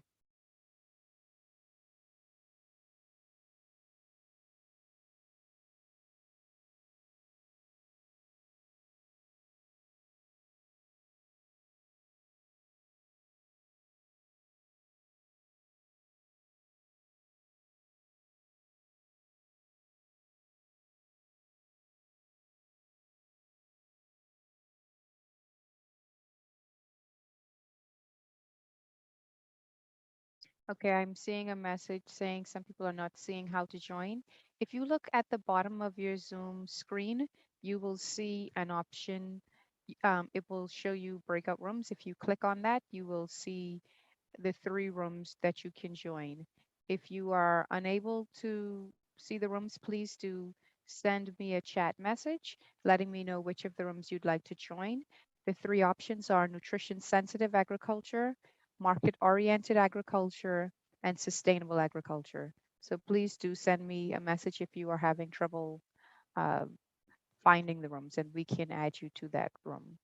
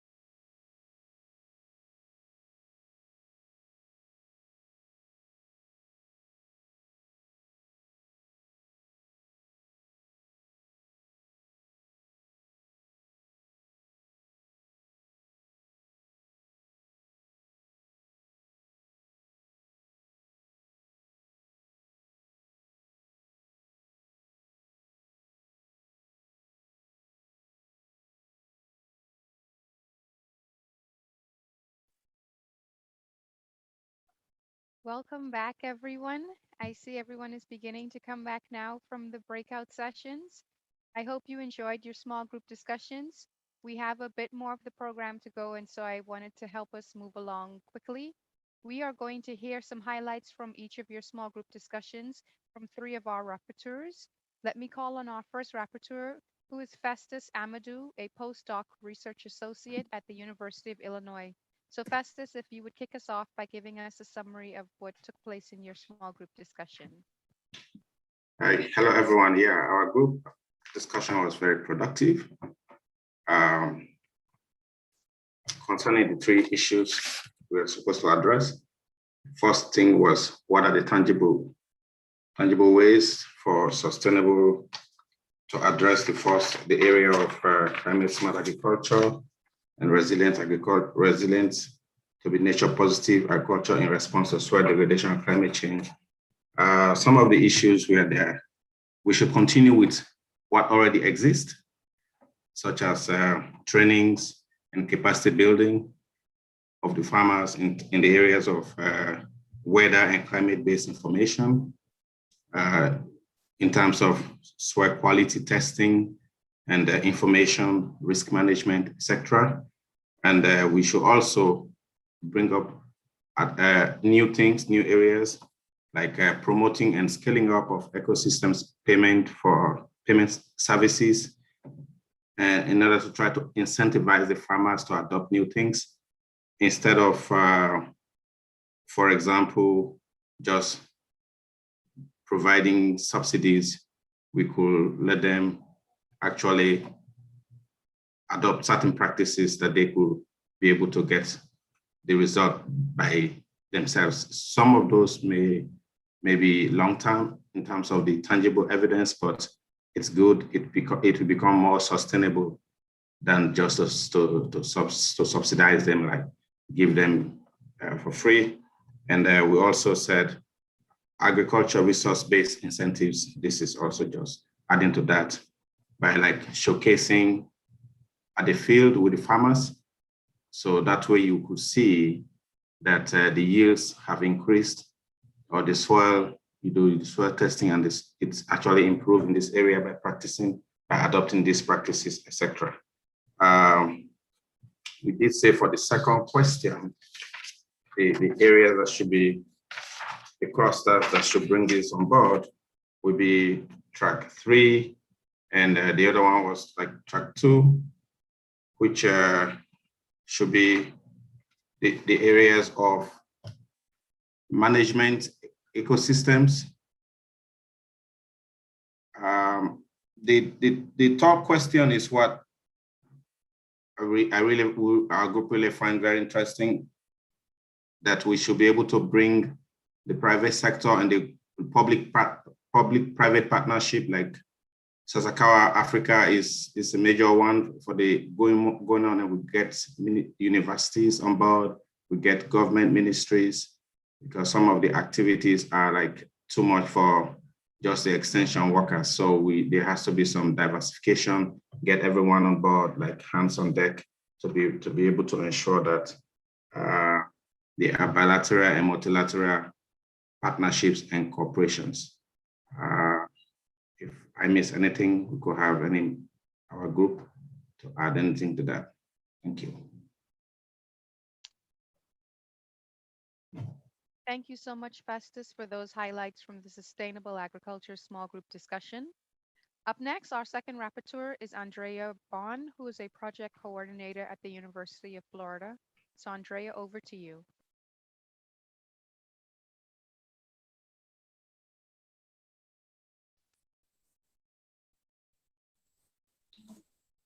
Andrea, can you hear us? Can you hear me now? Yes. Let me turn on my video. There's so many screens going on. There we go. Are you seeing my screen? Yes, we are.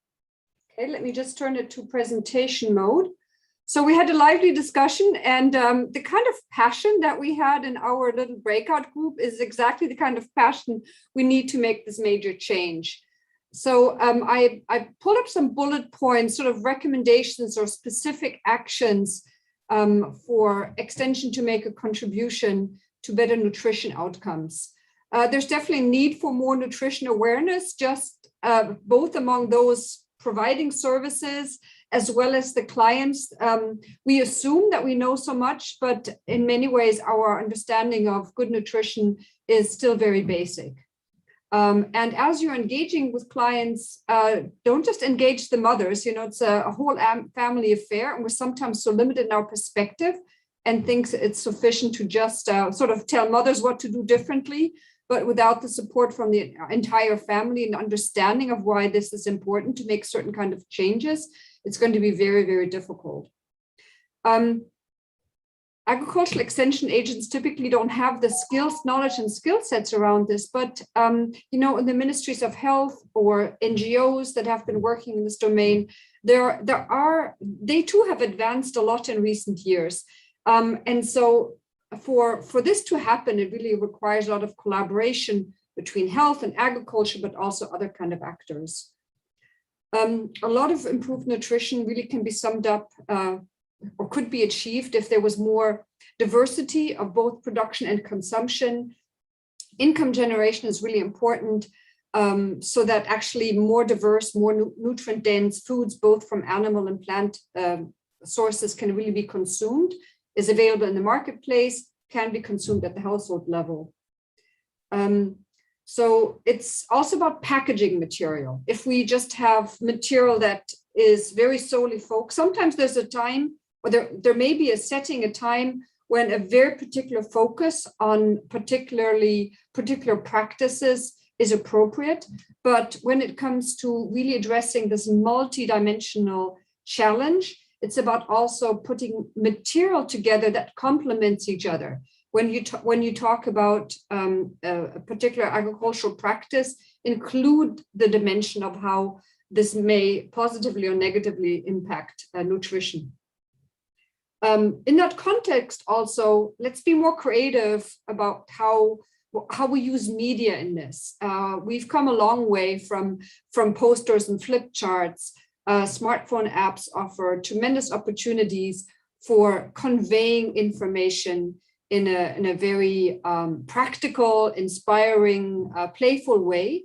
And it's really important, just to highlight one aspect, that it isn't just about the raw material as such, be it plant-based or animal-based, fish. It's also about how to prepare that safely, because we don't want to increase, foodborne diseases. Many of us have worked with M&E and tracking how what you're doing, maybe what you're doing differently, is actually having an effect is very important. So as part of the retooling of skill sets, it's also really important that the different actors pay attention to key indicators, and so that they're empowered to do so, and that there's really learning around, is what we're doing making a difference? And to wrap up, partnerships are key in this. Nobody can do this alone. Different organizations, different people bring different skills to the table, and it's about working together to make them come into play. And sort of as closing remarks, all of us attending this event, we're very aware of how malnutrition, hidden hunger, stunting, obesity are really serious issues worldwide. And extension can help mitigate them, but let's not pretend that this can be done, with existing resources. Is this a serious problem? Can extension contribute? If so, resources need to be made available. We need to make this a priority and provide the resources it needs. Thank you so much, Andrea, for those highlights from the Nutrition Sensitive Agriculture Small Group discussion. Our final rapporteur is Mercy Mburu, who is works with the Forum for Agricultural Advisory Services in Kenya, and she's going to give us a wrap-up from the market-oriented agriculture small group. Mercy, over to you. Thank you very much. Good morning, good afternoon, good evening, everybody. And we were looking at how extension and farmer education could help us facilitate market-oriented agriculture and enable farmers to become entrepreneurs. On to the first discussion question, we were looking at 3 tangible ways in which that process could be able to occur. And there was consensus in the group that for commercial agriculture to take place, markets are critical, and therefore there is need for extension to focus on market-oriented extension service provision. And the first action that we feel that is important is on training farmers. And this is particularly on issues of agribusiness, entrepreneurship, and marketing. And this should be able to enable farmers to be able to negotiate, engage with market actors, be able to independently even be able to conduct market survey and analysis, and make critical decisions in terms of identifying markets. The other action area that we feel could be able to help extension enable farmers to become entrepreneurs and make agriculture market-oriented is in terms of curriculum overhaul or revision. And this is particularly targeted to the extension service providers for them to be able to provide extension that is market-oriented. We are looking at them being empowered with skills to be able to conduct, to support farmers to be able to undertake the different aspects that we looked into. And the revision could mainstream aspects of marketing, entrepreneurship, having market-oriented extension approaches, and even having a value chain-based extension kind of approach, other than the current focus where mainly they are trained to address production issues. And then onto the third tangible way, it is mobilizing farmers into business entities. And here is where we are looking at organizing them to be able to form entities through which they can be able to engage with the different actors and be able to even access resources necessary to make investments and even provide them with the incentives to be able to shift from current subsistence production to commercial agriculture, which we understand that it is resource intensive and farmers actually require these resources for them to be able to shift. Onto the action tracks or clusters, where these recommendations could be taken up. It is on track 4 and 5, and track 4 is on equitable livelihoods, and track 5 is on building resilience. And that was it from our session. Thank you very much. Thank you very much, Mercy, and to all of our rapporteurs, and to all of you for contributing to the small group discussions that will hopefully provide great input looking ahead to the summit. We are coming to the end of our program, but let me now call on several of our organizers to begin providing closing remarks. So let me begin with Suresh Babu, who is a Senior Research Fellow and Head of Capacity Strengthening at IFPRI, to give us his concluding remarks. Suresh, over to you. Thank you, Katarlah. I'm not able to get my video going, but that's all right. I will just give quickly the overview of what I heard. Okay, let me start the video. Okay. Okay, there you are. Thank you. So this has been an extremely rich discussion this morning on to me at least, the most important but often neglected topic of how do we connect knowledge and information to farmers who are coming back to Sassakawa's presentation this morning about how farmers have to be at the center of food system transformation and how farm as a unit of transformation has to be very important. So this is an important topic that the UN Food System Summit has to take on and then follow up, and then we should come up with recommendations. So there are a lot of emerging issues and recommendations that are coming out. I will mention a few of them. We have good notes that is taken, and this session is being recorded. I will only highlight few that have come up from our discussion this morning, which are very important for taking back as key messages. We started off emphasizing the weakest link. Amit Roy talked about weakest link in agricultural value chain is extension, and we should keep that in mind as we talk about agricultural transformation, food system transformation. There is the weakest link, that is when the chain is the weakest part of the chain is going to make the big difference, right? The weakest link is agricultural extension in value chain. And then the challenge he also put to us is the scaling up and scaling out. And that issue came throughout the discussions, including patients who talked about, okay, we are in project mode all the time and pilots come in and go and there is no sustainability. And related to that is how do we strengthen the capacity for scaling up, capacity for scaling out. So that issue of scaling up and scaling out came out very strongly. As we move on in our discussions, we also talked about how to strengthen the institutions of agricultural extension, institutions of vocational and training institutions which impart skills and capacity and knowledge to agricultural extension workers. We also talked about it is not important just to train the individuals,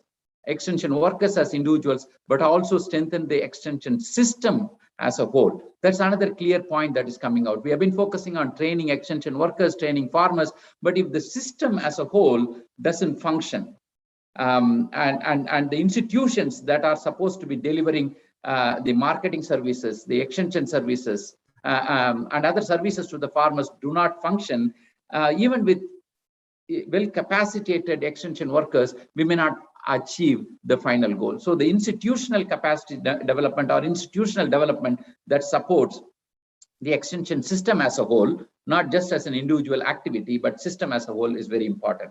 The fourth message I take away from the discussion is particularly on how we need to strengthen the enabling environment. When we talk about enabling environment, we have to think about the policy environment, that's to start with, and how the policy is translated into strategy, and how the strategies in the context of extension particularly, how the strategies are backed up by funding, backed up by investments. That is very important. That came very clearly in NNH presentation this morning, and we need to be cognizant of it. It's so that extension doesn't operate just at the farm level in isolation, not connected back to the policy and strategies at the national level.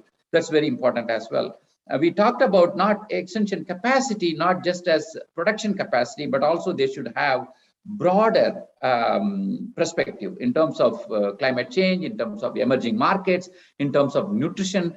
Of course, we should be cognizant of not putting too much burden on the extension worker to do everything, but extension worker, as he enters, as he empowers the farmer, he should have a broader perspective of how the farmer operates not in a production environment, but also in market-oriented environment with information on markets and information on what's happening in the demand for the products the farmers are producing.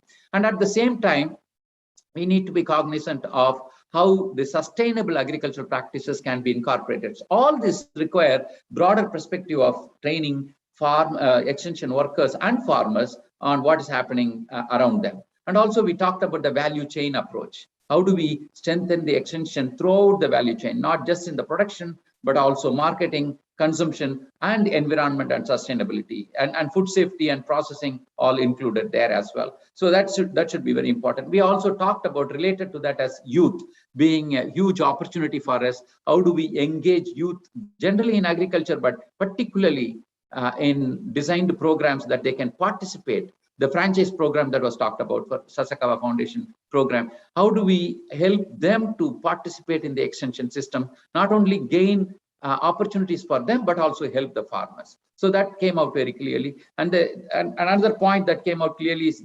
digitization of agriculture.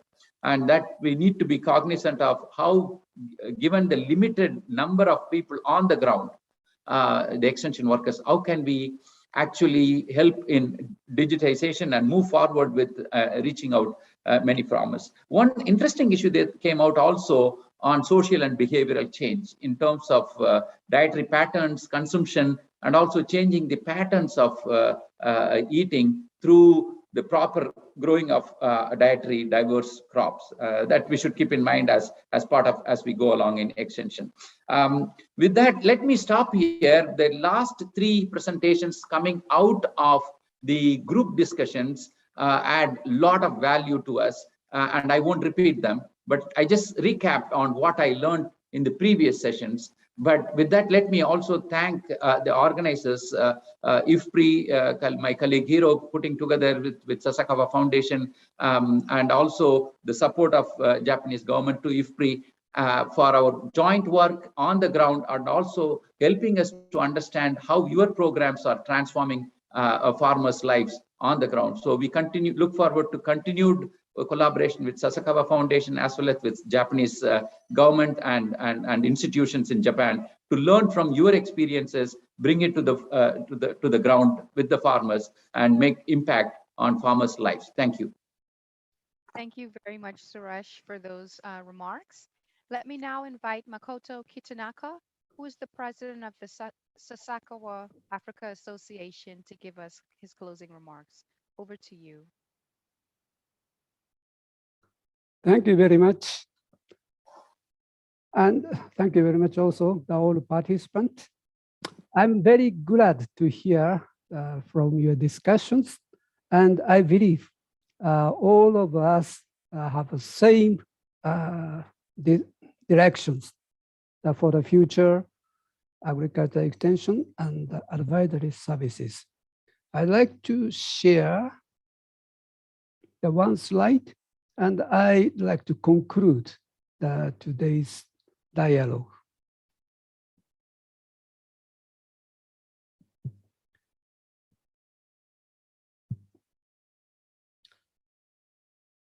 The first point is the future agriculture extension and the various services to cover regional or local food system.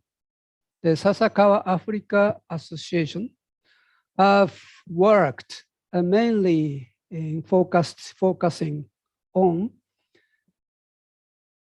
value chain of agriculture product.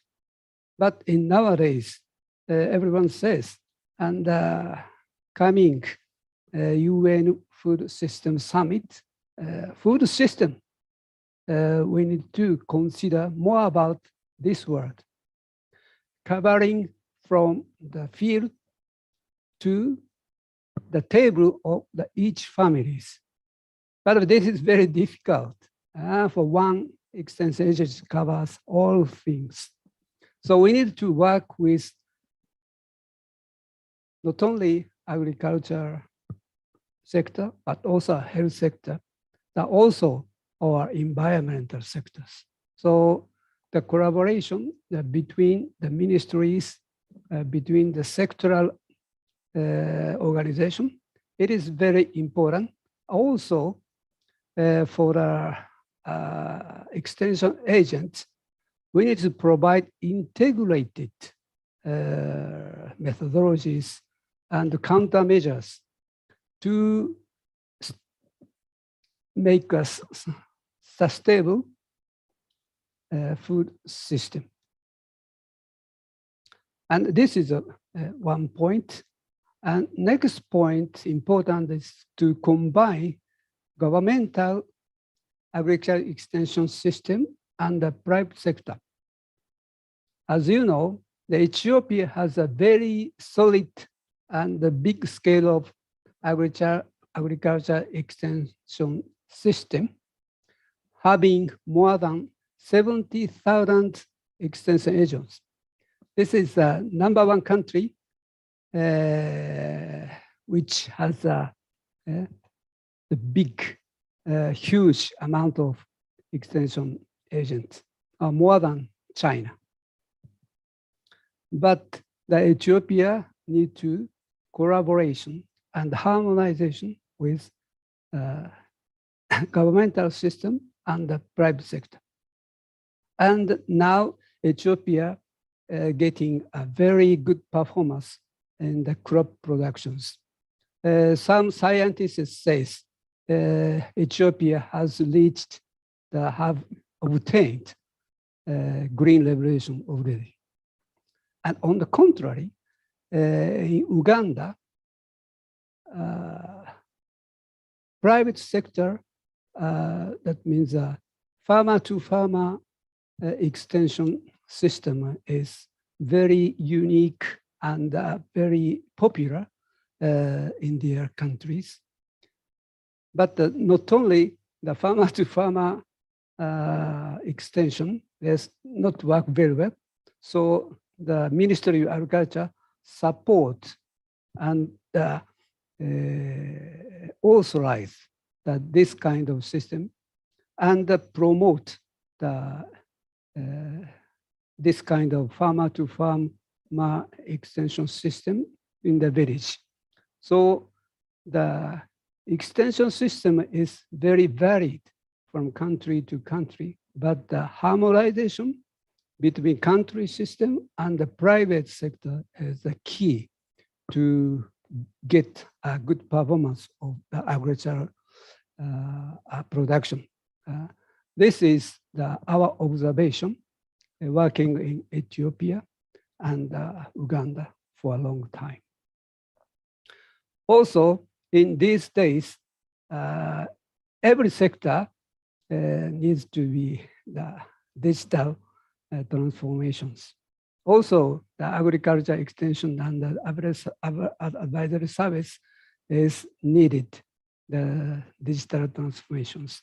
Sasakawa Africa Association has started June last year, e-extension platform. And we have passed almost 1 year, and we have a very good result using app invented in the local small enterprises, covering network between farmers and the private sector, and farmers and extension agent. And this e-extensions platform can utilize beyond the time and the spaces. But the difficulty is the coverage of the internet network in the rural areas. It is said that only 20 to 30% of the farmers have a smartphone or digital devices. But year by year, the internet access is increasing in remote areas. So we need to promote the digital transformation of extension systems. And the fourth point is the very important for us, the implementers and the researcher of the extension systems, like today's dialogue between IFPRI and Sasakawa Africa associations. And this is 4 points my conclusion. Also, my recommendation to the coming UN Food System Summit in September. Thank you very much. Thank you very much, Mr. Kitanaka, for sharing your thoughts on the future of agricultural extension and advisory services. Let me now call on Hiroyuki Takeshima, who is a... Basically, I would like to thank everyone for active participation today. I cannot go through all the list of individuals and organizations to thank, but we really appreciate Sasakawa Africa Association for their valuable contributions, and also IFPRI's communications teams in Katarlah for their logistical support, which enabled productive dialogues in this virtual environment. Also, I'd like to thank Christine, Suresh, and Catherine for their valuable inputs into the preparation of this event. And we are also grateful for all panelists, all the facilitators and rapporteurs for your significant contributions. Today's dialogue ends here now, but the dialogue process will continue. So please send us any feedback or points you wanted to raise, but you could not do so. We will also compile key messages from today as we report back to UNFSS dialogue platform. And we will be, as Katarlah said, posting the recording of today's dialogue on IFPRI website. We will share with you the link shortly. So if you can disseminate among your respective network, that would be great. So with that, I wish everyone a very wonderful weekend and holidays and a successful month of August and beyond. Thank you very much. So back to you, Katarlah. Well, Hero, thank you very much. There's not much more to say other than to once again thank our audience for joining us. And as Hero mentioned, please stay tuned. The videos will be available shortly. With that, have a great rest of your day, everyone. Take care.